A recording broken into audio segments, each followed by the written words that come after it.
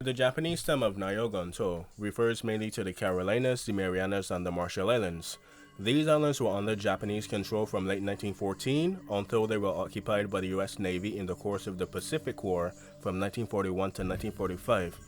They're part of a larger, more roughly defined area called Nayo, or the South Sea, which also includes Southeast Asia and, in some definitions, the whole area between the Indian subcontinent to the west and South America to the east.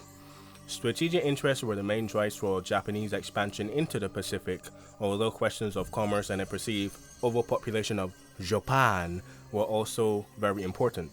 Japanese, Japanese involvement in the South Pacific dates back as early as the 1870s, when commercial interests first began to really develop in the area and the Meiji Restoration was in full swing.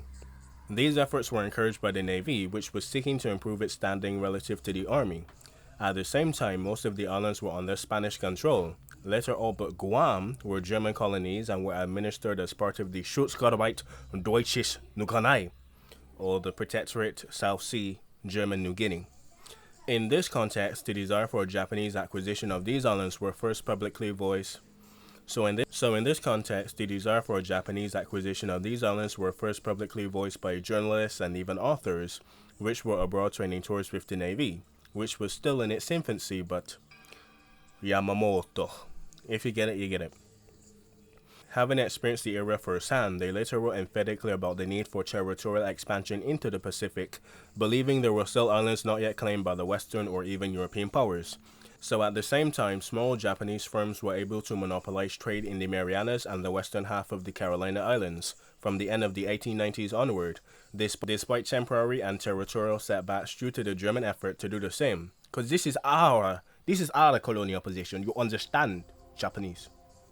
So after Japan declares war on Germany on the 23rd of August 1914, due to their obligations under the Anglo-Japanese alliance, two expeditionary corps called the Nakinsaitai, or the South Sea Squadron, were established in order to destroy enemy fleets in the Pacific Ocean. These two squadrons occupied strategically significant islands in German Micronesia from October to December 1914. The warship Kaitori patrolled the Marianas and supported communication between the Japanese naval base of Yokosuka and the 1st South Sea Squadron. So at this juncture, they were asked by Great Britain to hand over the islands to Australia, who, along with the United States of America and New Zealand, opposed Japanese occupation of these islands for, well, strategic reasons and because they desired to control the islands for themselves.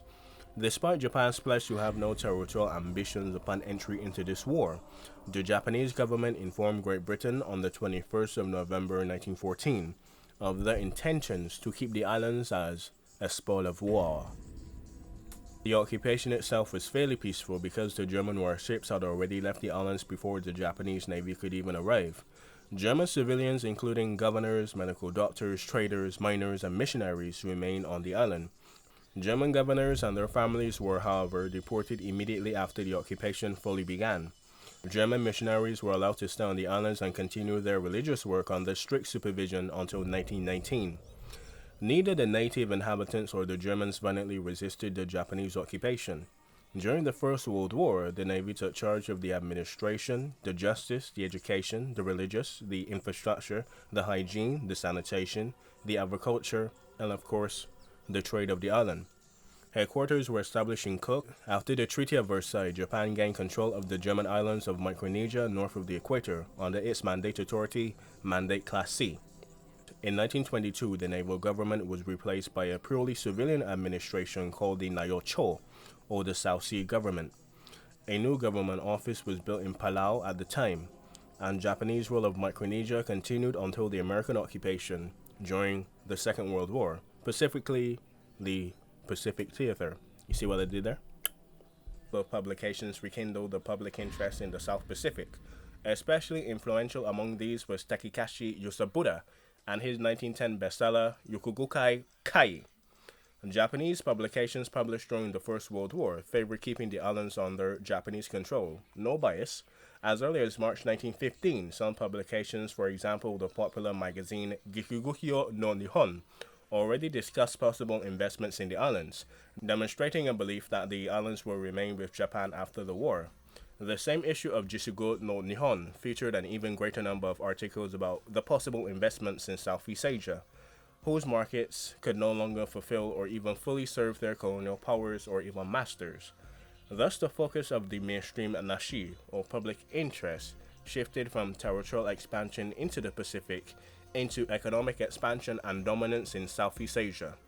Other magazines like Tokyo Kenzai Zashi, Tokyo's economic magazine, the very widely read Taiyo, or The Sun, and Seki Bunkai, or Adventures Well, discuss economic and even political expansion southwards, favoring this to northward expansion into Siberia, the Sakhalin, northeastern China, and of course the big dog, Soviet Russia, or simply Imperial Russia.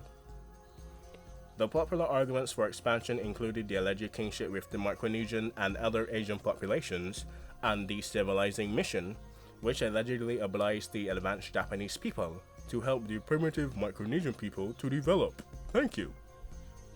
On the 28th of December 1914, occupying troops called the Rijin Nayo Gonto Buntai, or the Provisional South Sea Defense Force, were established under a formal command with the South Sea Squadron, Rear Admiral Mushimura Taiyo. Garrisons were dispatched from headquarters and cut with its 5 naval districts of Saipan, Palau, Poyapai, Joliet, and Yap after 1915. By the end of 1915, primary schools were founded in each naval district except Joliet, which opened its first schools in 1916. Further schools were later opened on the more remote islands of Micronesia. In the beginning, naval officers administered the school with the help of Japanese sailors, Japanese merchants, and even educated indigenes.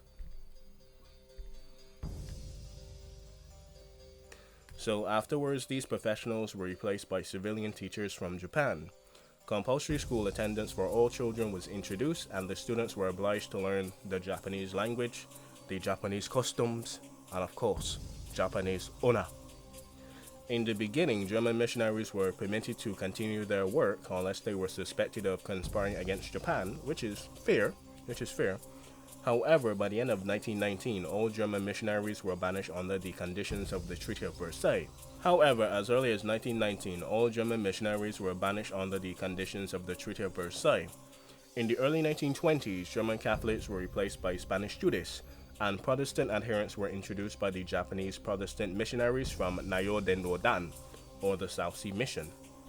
So the American missionaries continued their work mainly on the Marshall Islands and in the Corsair path. So moreover, the Japanese Navy organized and even executed a trip to Japan for the inhabitants of Micronesia, where the touring parties were called the Nayo Gonto Tome Kankodan, where they were able to visit urban areas like Tokyo, Osaka, Nagasaki, Kyoto, and Kobe. Almost all the participants of the trip were influential locals like clan chiefs. The aim of the trips were for the islanders to have an opportunity to develop a positive image of Japan as a country on par with Europe and even the United States of America. Hey-ho, brother! Commerce and industry, especially related to copper and frostbite, were encouraged as well. German firms like the Suderschies Frostbite Allegating Geldschlafer and the Juliet Geldschlafer were expelled and were then succeeded by Japanese companies and the Japanese Navy.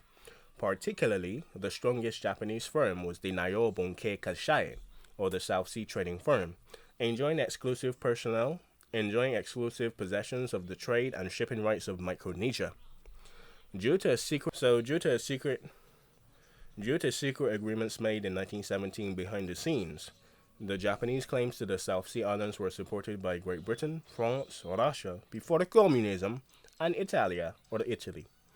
The United States of America opposed these claims, since this meant that the Japanese could quickly cut off the American access to the Philippines, and in case of a conflict or a war, threaten Guam or even Hawaii. Eventually, a compromise was reached where Japan was awarded the former German colonies north of the equator as a Class C mandate, League of Nations style. This allowed for the islands to be administered as an integral part of Japan, but forbade any fortifications, they say. Away.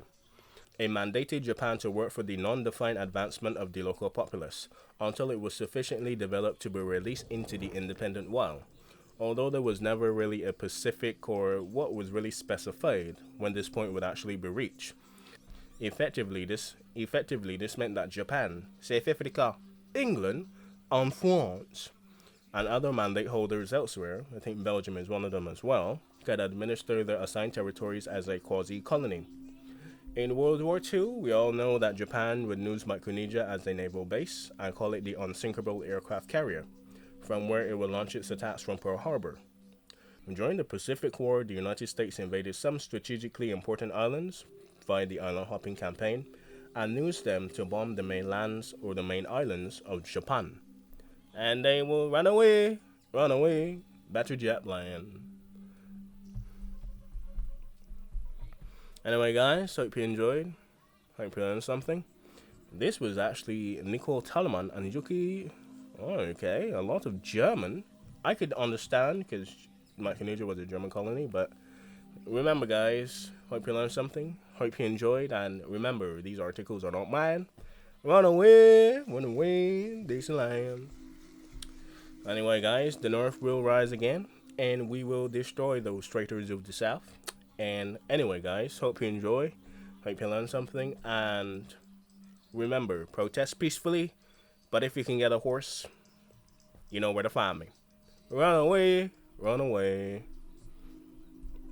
Enjoy yourself, guys. Run away. Where cotton is king and men are cattle. None boys will win the battle. Run away.